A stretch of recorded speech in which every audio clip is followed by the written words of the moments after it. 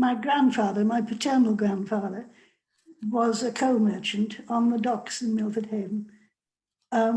Coal, because the trawlers ran on coal. They were steam trawlers. From the time I was 3 till I was 6, we lived in Paris, and my father worked on the fish market in Paris, the sort of equivalent of Billingsgate.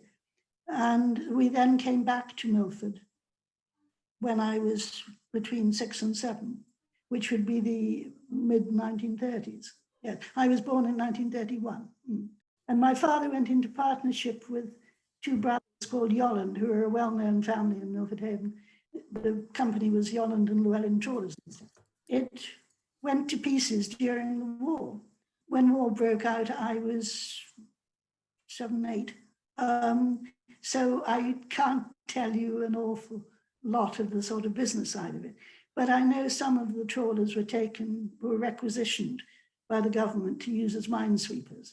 But it all stopped during the war, and my father gave up the trawlers, and he bought a farm between Crumdale and Worcester.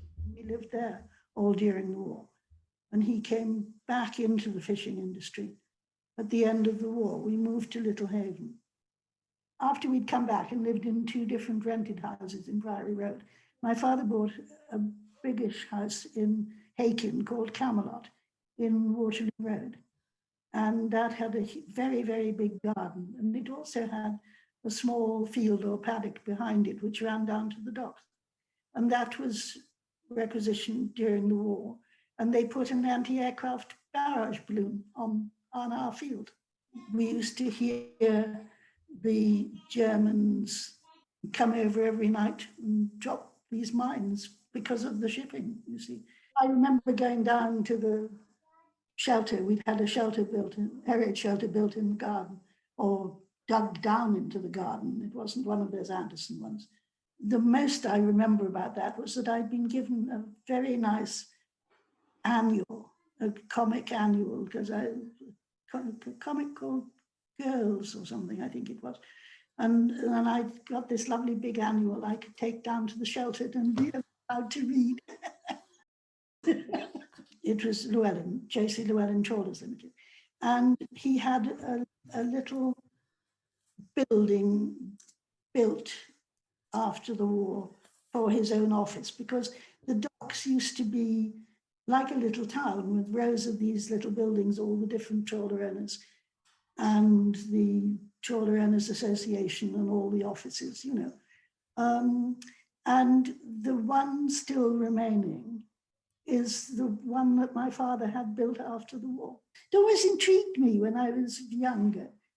What a lovely name for your work. He was the ship's husband, and he looked after the crew when they were ashore, you know, made sure that you had the full crew. I don't want to malign the fishermen, please, but it's a very hard life, it is. They're at sea for a fortnight or slightly over, working very, very hard all the time, only sleeping while they shot the nets. And so when they came ashore, they did used to party a bit. And the ship's husband used to go around the pubs, dragging them out and getting them ready if you were short, sort of thing. And if you couldn't miss the dock gates, because you'd be stuck there and then you'd lose the rest of them because they'd all disappear.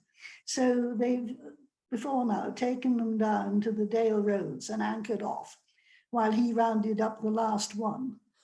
And he'd drive him down to Dale and get one of the local boatmen to run him out to the trawler.